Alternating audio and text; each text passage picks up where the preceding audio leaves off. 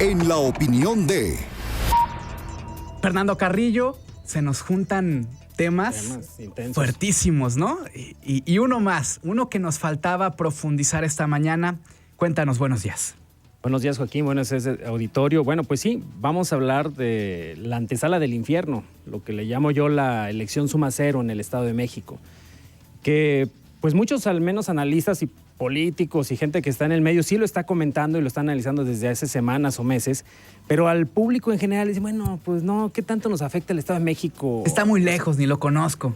Exacto, es otro mundo, de hecho, es un México diferente al nuestro. Pero No, pues sí, tiene mucho que ver. De hecho, es un estado muy politizado, lamentablemente no ciudadanizado. Está allí, reside el grupo de poder Atlacomulco, que muchos dicen Atracomucho, que pues es la cantera, el ADN del priismo más recalcitrante, más corrupto, más añejo del PRI. Y bueno, pues es una caja grande, no una caja chica de dinero, es una caja grande para campañas. Yo todavía me acuerdo cuando la campaña de Carlos Lozano en La Torre, cómo llegaban camiones, 18 trailers, uno para cada distrito aquí de Aguascalientes, con consumibles para la campaña de los diputados, ¿no? Entonces, cada uno con un valor de $1 millón. Y así, de ese tipo, pues Aguascalientes era surtido del Estado de México y todo el país. Entonces, es realmente un estado que influye mucho en toda la República. Por eso decimos que muchos votos se generan ahí. Son más de 16 millones de habitantes, pero pues más de 11 millones de personas votan. Es el 13% del electorado del país. Y de alguna forma eso pesa bastante. Es la entidad más poblada del país. Y bueno, pues ahí se juega mucho dinero presupuestal. 90 años del PRI ahí. También imagínate, es Tu mayor bastión. Desde que se fundó el PRI y antes de que se llamara PRI, desde sus primeros orígenes que tenía otras siglas, ahí ya estaban dominados por el PRI. Es un estado que también tiene características muy interesantes porque pues hay mayor población femenina, pero además es mucho más la población femenina que vota. O sea, 10% más mujeres votan que hombres, ¿no? 60.5 contra 49.8. Hay también un porcentaje de abstencionismo brutal, ¿sí? De más del 50%, histórico de 99, 2005 y 2011. No lo han podido superar. Y eso, pues sabemos que el abstencionismo viene del hartazgo y de el poco desarrollo ciudadano que existe en ese estado. Es un estado muy atrasado. Es, como tú dijiste, un bastión en peligro. El PRI seguramente va a perder las otras elecciones en Coahuila, en Nayarit. Y en Veracruz, pues bueno, ahí son presidencias municipales, pero bueno, pues también va a perder muchas. Sabemos que está calientito el ambiente en Veracruz. ¿Tú crees que quien gane Edomex gana la presidencia? Sí, tiene muchas posibilidades de ganar, muchísimas posibilidades. Realmente por eso dicen que es la antesala de la presidencial. Y bueno, aquí lo que vemos claro es que hay una tendencia muy fuerte a que pues Morena se erija como ganador en el Estado de México. Y eso pues dé muy buenos puntos a Andrés Manuel López Obrador. Vamos, eso sería la lógica que hemos venido viendo desde hace muchos años. Obviamente hoy estamos viendo cisnes negros y tal vez no es ya esta elección como pudiéramos haberla pronosticado hace décadas. Pero sí tienen mucho que ganar, hablando de presupuestos, etcétera. Entonces, bueno, por eso mismo están los ojos del país y sobre todo los políticos ahí en el Estado de México, que es un estado que también tiene muchos problemas, lo hemos comentado, pero bueno, la inseguridad, digo, el 76% de los mexiquenses, bueno, pues están manifestando eso en las encuestas del INEGI, la inseguridad en muchos sentidos.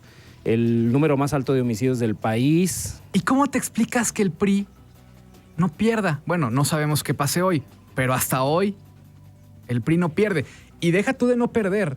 Hasta hoy el PRI era una aplanadora con porcentajes de 60, 70% o incluso más, ¿no? Sí, exacto. O sea, no existía la competencia. La competencia ni los otros partidos no pintaban, ¿no? Digo, Jacob Poleskin, que fue una mujer que compitió contra Peña Nieto ahí en esa elección, pues sacó casi un 30% y es la que más ha sacado un porcentaje alto cuando iba por el PRD, hoy también muy famosa por la llamada. Pero bueno, en realidad son dos causas. La corrupción es la primera, o sea, el PRI es donde más refinados ha hecho la corrupción, si sus tácticas de corrupción son las más finas, pero también que han mantenido a un Estado ignorante y un Estado con poca participación ciudadana. Lo han mantenido a base de ese clientelismo político que, es lo único que te explicas cómo es posible que aún siendo sometidos y tener tan malos niveles y calidades de vida, pues sigan votando, porque siguen votando por la tarjeta rosa y siguen votando por ese tipo de cosas, ¿no? Entonces, es un pueblo pobre, es un pueblo ignorante, es un pueblo que tiene mucha riqueza y que no debería estar en ese nivel en el que lo han mantenido el PRI durante 90 años. Entonces, es una aplanadora dentro de ese abstencionismo brutal que tienen, y ese es el temor que se tiene ahorita, de que aunque tiene una tendencia a ganar más favorable Morena, el PRI en realidad va a hacer todo con uñas y dientes para ganar. Todo, y digo todo, con toda la corrupción, toda la elección de Estado que se pueda hacer. En el anticipo que es esta elección en particular de la presidencial, ¿qué me dices del PAN? El PAN que hace un año, el año pasado, se erigió ganador con la mayoría de las gubernaturas, que veía un camino, cómodo. Sí, ya más allanado. Por lo menos esperanzador. Así es. Para regresar a la presidencia. Y en esta elección en particular, Josefina está en la lona, ¿no? Sí. O sea, ya la pasó Juan Cepeda. Juan Cepeda resulta como un descubrimiento político interesante para México. Y Josefina del PAN, cuarto lugar. Se va y se difumina. De hecho, Josefina tal vez sea la única en términos de capacidades directivas que sea la mejor para gobernar el Estado de México. De todos, o sea, se los lleva por mucho, pero lamentablemente aceptó dinero del diablo. O sea, aceptó dinero del mismo poder y gobierno. Que no sabemos, a nadie le queda claro para qué era ese dinero, eso de los migrantes. 1,000 millones. Los 1,000 millones de los migrantes. Ya está exonerada, pero sin embargo seguimos sin ver el efecto. Y creo que ese tipo de acciones que las hacen todos los políticos, o sea, los que están en el poder le dan dinero a candidatos. Aunque en su momento. Habría sido muy difícil anticipar que ella iba a ser candidata, ¿no crees? Sí, pero siempre ha sido uno de los activos, de los ya muy pocos activos valiosos que tiene el PAN. Y que el PAN no lo pudiera anticipar además. O sea, sabiendo que... Sí, ella también podía volver a ser una candidata a la presidencia con mucho mayores posibilidades o capacidad que Margarita. Pero la fueron descalificando. Digo, el haber vivido la era Calderón la bajó, ¿no? Prácticamente la hizo perder la elección contra Peña Nieto. Y ahora que era una muy buena carta para jugar en el Estado de México. De hecho, iba en las... vamos a decir, en las encuestas, 2 años antes, iba arriba de cualquier otra posibilidad en el Estado de México. Era la que podía haber ganado. Y fueron bajando, y luego le sacan esto. La verdad es que, ella solita se echó la soga al cuello. Entonces, el PAN pierde, en ella un bastión muy fuerte y una candidata con resultados. Y el PRD revive. Y estamos viendo esa sorpresa, ¿no? Que, no va a ganar, pero sí va a tener una participación fuertecita, que no se esperaba, la verdad. También la sorpresa es Morena ahí, en el Estado de México, con Delfina Gómez, que también, ella le gana el principio de Peter, ¿no? El principio de Peter dice que, todos tenemos un nivel de incompetencia. Y no es la persona que pudiera gobernar el Estado de México. Es un Estado muy complejo y que necesita una reingeniería brutal. Ella tiene un nivel de regidor, si acaso, ¿no? O ya muy de... Fue alcaldesa, ¿no? Fue alcaldesa de un municipio, También con sus escándalos de quitarle el sueldo, parte del sueldo a los burócratas. Nos recuerda mucho a Luis Armando, a Carlos Lozano, ¿no? Ese tipo de cosas que se hacen, ya te restan mucho como un candidato serio y probo. Pero además, la capacidad, no tiene esa capacidad para dirigir. Entonces, el Estado de México... En términos normales, si todo resulta bien, va a ganar Morena, ¿sí? Va a quedar un poquito abajo el PRI. En términos normales, si la corrupción se desborda como se está esperando en todas partes, va a ganar el PRI y nadie lo va a creer y todo va a ser un escándalo. Entonces, no va a ganar, el Estado de México no va a ganar en el país, porque además eso se nos anticipa como un escenario bastante turbulento para el 2018, que tampoco tenemos candidatos que digamos, bueno, pues van a salvar a México o tenemos esperanza de que sean honrados o trabajadores o que vayan a revolucionar este país que necesita una sacudida fuerte. Es triste, ¿no? Lo que vamos a ver hoy en el Estado de México, ojalá y salgan todos a votar. Ya el haber alternancia pues es esperanzador, pero lamentablemente no es suficiente para el Estado de México. Y eso más bien lo están viendo como pues un bastión, como un salvavidas para el 2018, ¿no? ¿Y qué ves o cómo ves la posibilidad cada vez más latente de más opciones?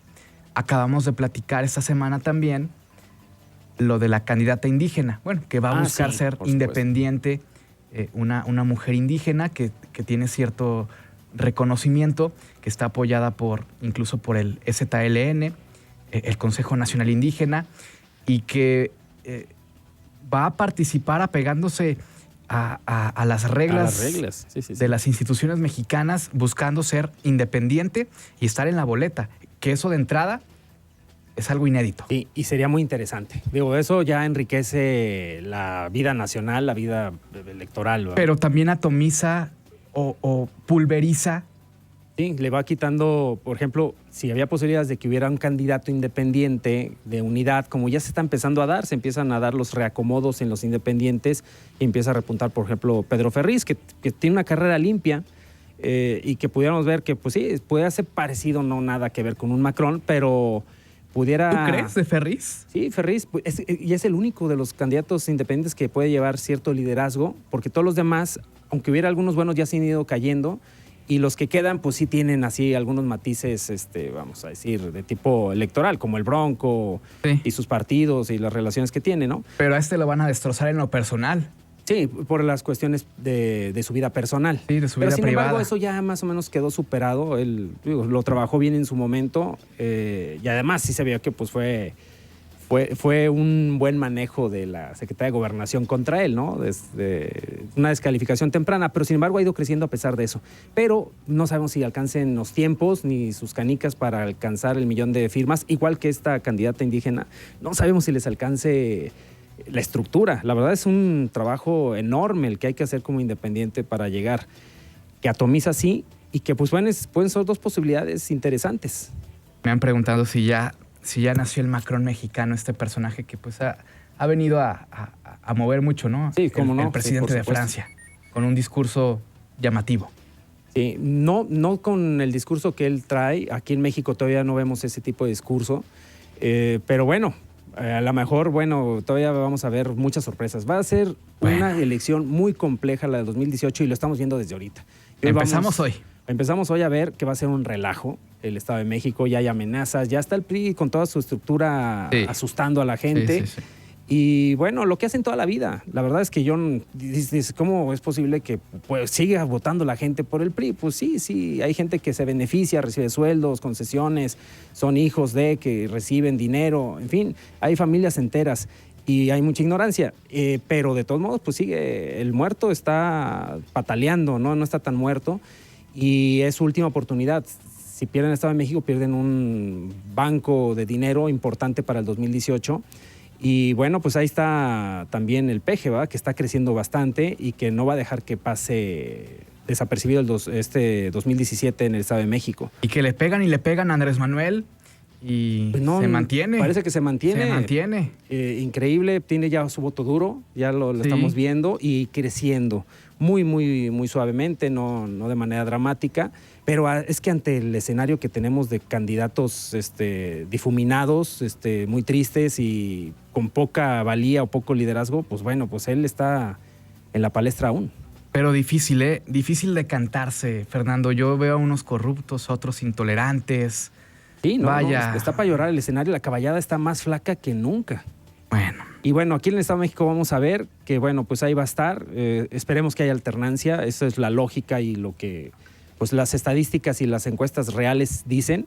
También hay el efecto de encuestas falsas que también Peña Nieto domina.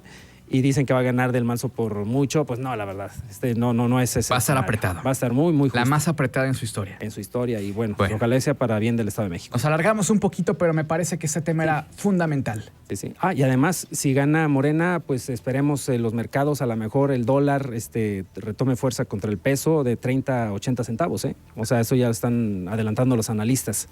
Si gana cualquier otro, va a continuar más o menos lo mismo. Eso también nos habla de que viene un temor y cierto desajuste económico. Efectos secundarios. Fernando Carrillo, gracias. No, gracias a ti, gracias a todos. Buen día. Fernando Carrillo es comentarista de Buenos Días Aguascalientes, 8:52.